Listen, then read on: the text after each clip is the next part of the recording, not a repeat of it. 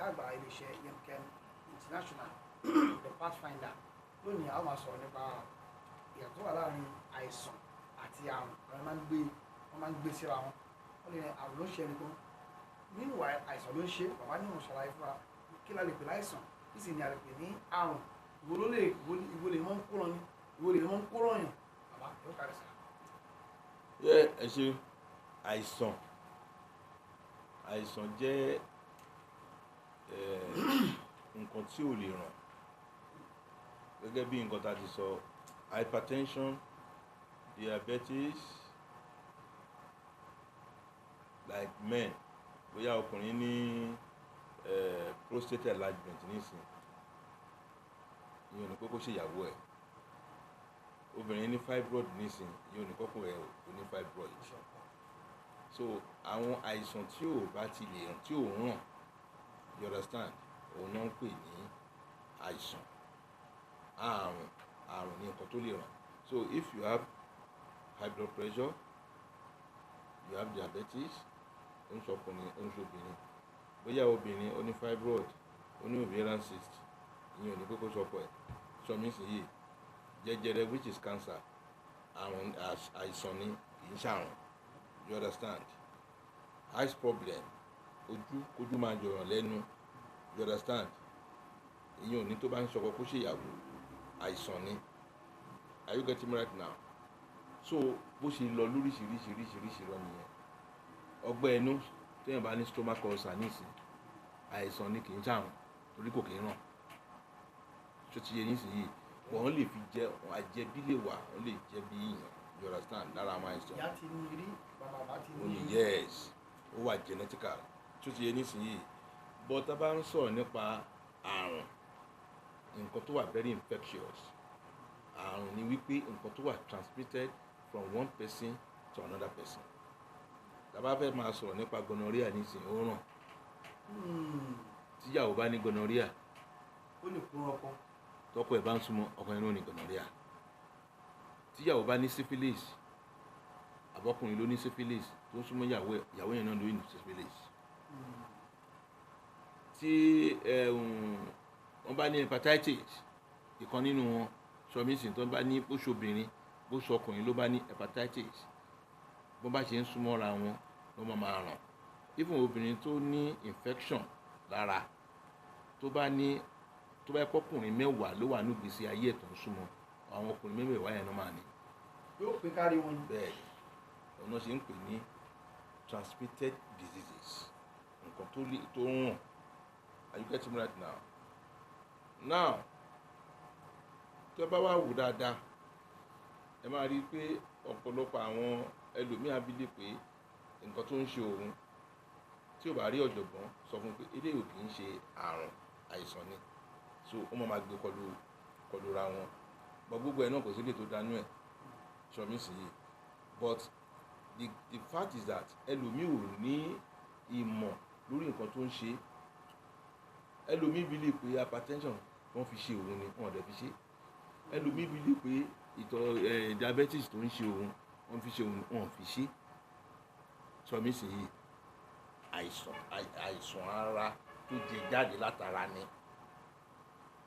ṣọmí sí yìí lásìkò tó bá dẹ̀ ti wà lára ìyá àbí bàbá tó bá bí ọmọ yìí ó ṣeé ṣe not all the children yes ẹ máa wo ojú tẹ rí yẹn nísìnyí ẹ máa rí pé àwọn ìdílé kan wà tó kún wọn lè ṣe kó má ní àìsàn ojú ṣọmí sí yìí but ọmọ tó bá ti mọ̀ pé àìsàn ojú máa ń yọ ìran wọn lẹ́nu láti kékeré láti ilẹ̀ ló ti máa lo oògùn tí ò ní jẹ́ kó ní eye problem.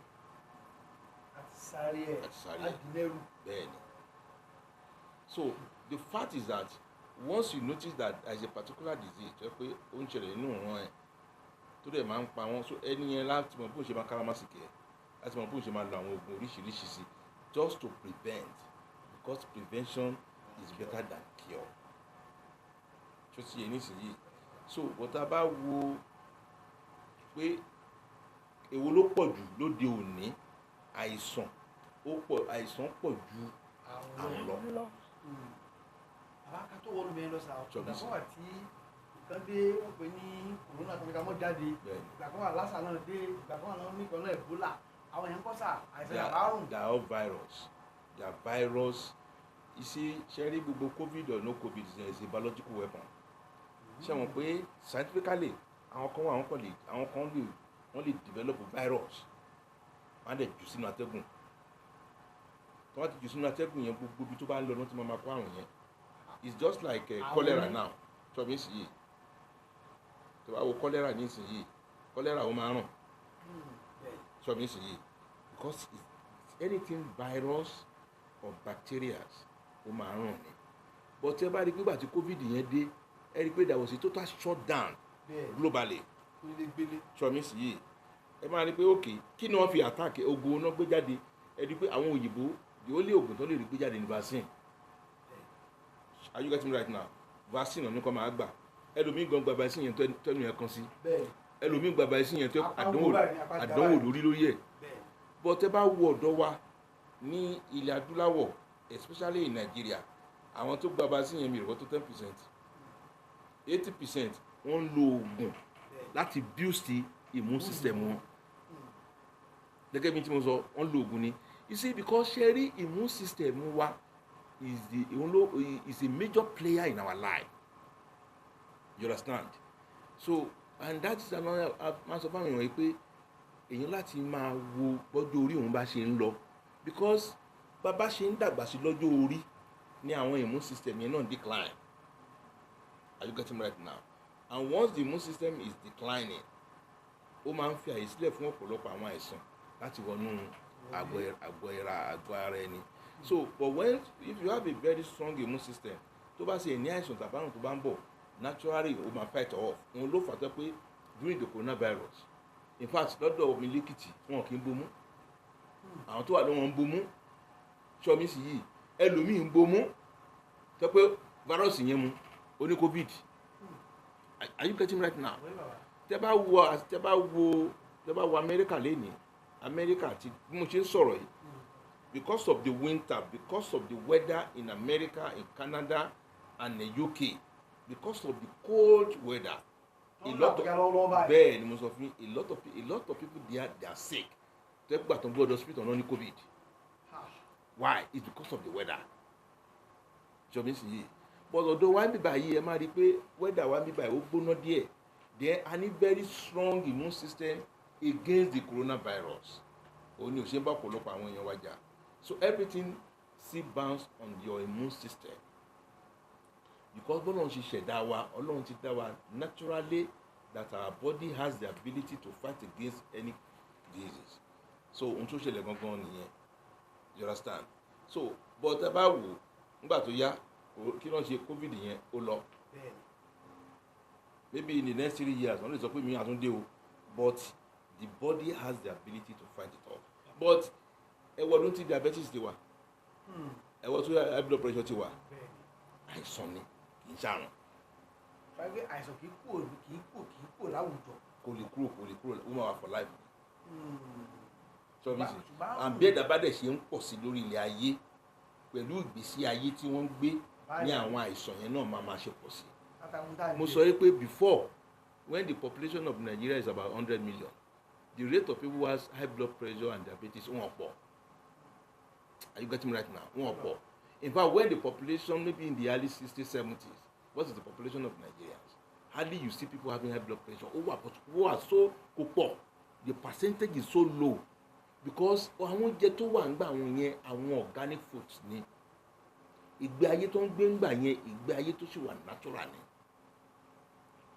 but ìgbé ayé tá à ń gbé nísìnyí ìgbé ayé chemical ni so that is different. Are you getting me right now? So gbogbo trailer tó fi ń kó jẹ wọlé yẹn is good but what is the source? Sọ̀rọ̀ mi yé nísìnyí so àwọn nǹkan tó dẹ̀ ń pa the immune system nìyẹn and that is see our forefather dey live up to 90-100. Why? Ẹ̀wù ẹmu nísìnyí bàbá mi ti mẹ́mu funfun ó ti dé ní more than 80 years tó ti mẹ́mu funfun tí ó sì ń because nǹkan tó mú yẹn is organic. Ó yàtọ̀ tẹ́ tó bò gògóró. Yàtọ̀ wà ń bẹ̀. Bóyá nǹkan tó ń sọ yé nísìnyí that's just the difference. àwọn nínú ẹ̀ náà nínú ìrìnàjò ọ̀rọ̀ covid ò ṣe covid iléeṣẹ́ náà ṣe kinní kan tó láàrin láka nígbà yẹn gbé kinní kan jáde. Yes, àgbéjáde ńgbà yẹn we have 2 products la gbé jáde. Àgbé oògùn kan wà tá gbé jáde ńgbà yẹn tá pè ní Verozil. Àgbéjáde in conjunction with ọ̀nì ọ̀fìfẹ́ ńgbà yẹn. Then a tún wá ṣe ìkan tá pè ní bitter leaf, because bitter leaf yẹn in fact ẹni tó create idea pé kí n gbé bitter leaf jáde was kábíyèsí ọ̀nì ọ̀fìfẹ́. Sọmi sí yìí. Now, and the reason why that she gbé bitter leaf capsule jáde ni because bitter leaf has a lot of properties. It has a lot of nutrients. It's a very powerful antioxidant. Are you getting me right now? So bitter leaf is a very powerful natural antioxidant. And as at that time, ẹ máa rí wípé ilé-iṣẹ́ Yem-kem, we are the first to bring that bitter leaf capsule out. Òye ní sìyí. L'Amẹ́ríkà, years back, mo rá àwọn kan tán, mo ní America bitter leaf capsule kan àtọ̀ ń tà ń bẹ̀.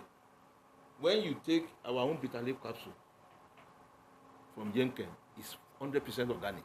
Tó bá mu, tó bá já sẹ́nu, kó wá mú ti bitter leaf America kò fi sẹ́nu, yàtọ̀ bí sọ́mọ̀ sílẹ̀ ni. Are you getting that? Because àwa Ọlọ́run dìídì gbé kalẹ̀ fún wa yàtọ̀ torí pé gbogbo àwọn nǹkan tá a fi ṣe everything was locally sourced. Are you getting me? Was locally sourced, well, preserved, and it has a lot of properties. So me see, ọ̀pọ̀lọpọ̀ ò mọ̀, but about ti mi wúro, ẹlòmíì bí lè pé kóun mi wúro, kóun ṣe sebẹ̀, kóun jẹ ni. It's good, but the raw capsule ó jù bẹ́ẹ̀ lọ, iṣẹ́ pọ̀ gan. So me see, even as a man, mo ṣe ń bẹ sọ̀rọ̀ lọ́wọ́ ìbáyìí. A lot of people, a lot of Nigerians, only high blood pressure, only diabetes, non lo bitter leaf capsule lè ṣe Yem-kem láti control ẹ̀. Tó sì ń ṣiṣẹ́ dáadáa. Àwọn ọkùnrin kan tó wá ń lò láti prevent enlargement of their prostate. Are you getting me right now? Ṣé mo sọ pé it's a very powerful antioxidant, and because antioxidant ó ní òkè máa ń jẹ́ kí àwọn abnormal cells in the body to overgrow. You understand? But when you lack an antioxidant in your body system, there's an ability for your cells in the body to overgrow. And when there's an abnormal growth in the cells in the body, you know what it means? It might result into so many things. So ara àwọn nǹkan tá gbé jáde ńgbà nìyẹn tó pé a lot of àwọn èèyàn tó ń lò kò sí nǹkan tó ṣe lára wọn ju pé ó build immune system wọn. So n tó ṣẹlẹ̀ gangan nìyẹn. Ẹ ṣe àtàwọn àwòsàn lẹ́ẹ̀kan sọ pé àìsàn ní ẹ̀jẹ̀ ríru diabetes pípò lẹ́lẹ̀ rẹ̀ yẹn tí wọ́n sì fi ń ṣe yẹn. Bọ́ àrùn, ǹjẹ́ wọ́n lè fi àrùn ṣe yẹn? Wọ́n lè fi àrùn báyàn jà. Ìyáwó.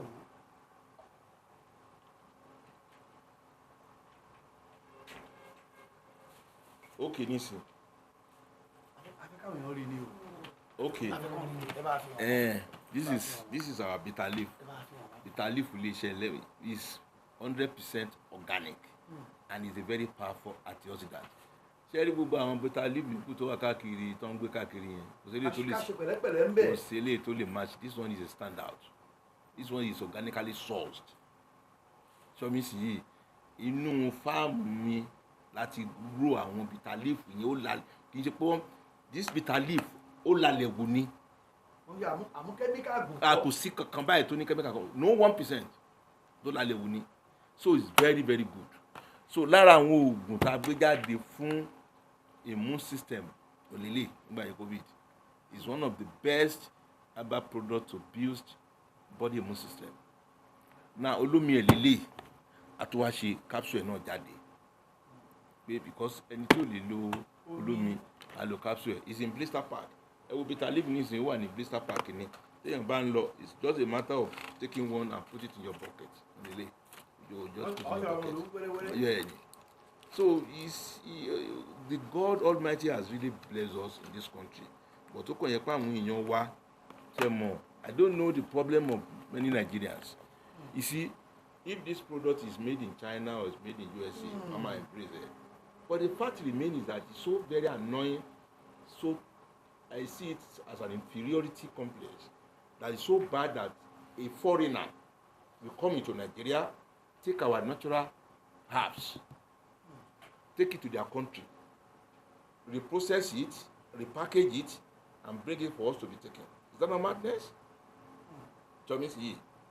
Òyìnbó mi nísìnyí tó bá wọ Nàìjíríà ó lè wá síbi tí fáàmù wa wà nísìnyí ó lè mú ìwé ìgbò kan á mú lọ sílùú ẹ̀ á dẹ̀ lọ repackage ẹ̀.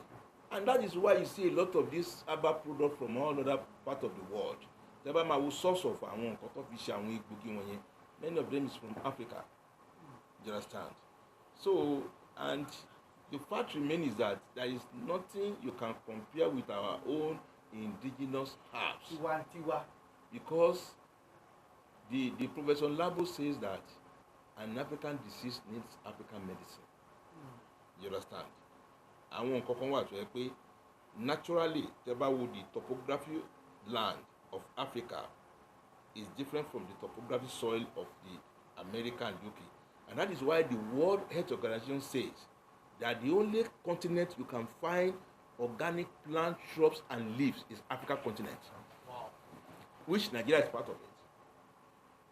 Pé ibi tó ti lè rí nǹkan tó yẹ pé tó wà naturally grown, tó wà organic, Africa ni. You understand? So that's one of the main reasons. So we have said it several times that we need to be more patriotic to our own indigenous medicine. Bẹ́ẹ̀ni. Yes, àrùn. Wọ́n fi diabetes ṣe èèyàn. Wọ́n fi ìtọ̀ ṣúgà ṣe èèyàn. Possible. Ẹni tó bá ní bí irọ́ ni. Àwọn ṣe mí ní o. Ẹni yẹn wọ́n fẹ́ gbà ní. Ìṣirò ọ̀fà àwọn kò sí nǹkan tó ń jẹ́ bẹ́ẹ̀. Ṣùgbọ́n àrùn wọn lè fa àrùn báyìí jà. Sọmí sí. Ọlọ́run àti àìsàn àtàn àrùn Ọlọ́run máa jẹ káṣàgbàpọ̀ kankan. Ó kè ní sí ẹni tó sùn lójú oorun àbẹ́ẹ̀kọ́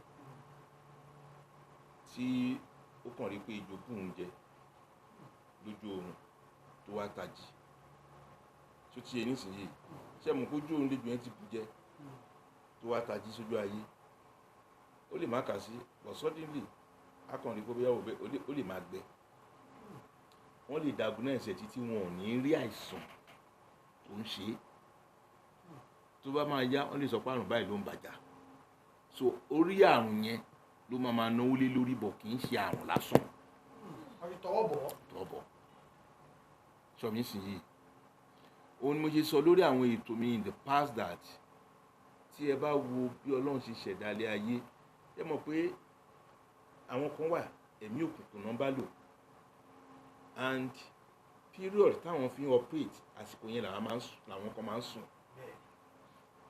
and most of tẹ́ bá wo the most delicate hours out of the 24 hours we have is between 12 midnight to 3 a.m. and between that 12 a.m. to 3 a.m. àsìkò yẹn ni àwọn ẹ̀mí òkùnkùn máa operate so as at that time gẹ́gẹ́ bí ọmọ ènìyàn ó ti sùn your physical body ẹ̀yà ó ti bẹ́ẹ̀ ni so your physical body is the one on the bed the astral part of your body which is the inner shell of your body is already in the astral world so at that particular kindly subscribe to our YouTube channel O2FM Lagos. Bye.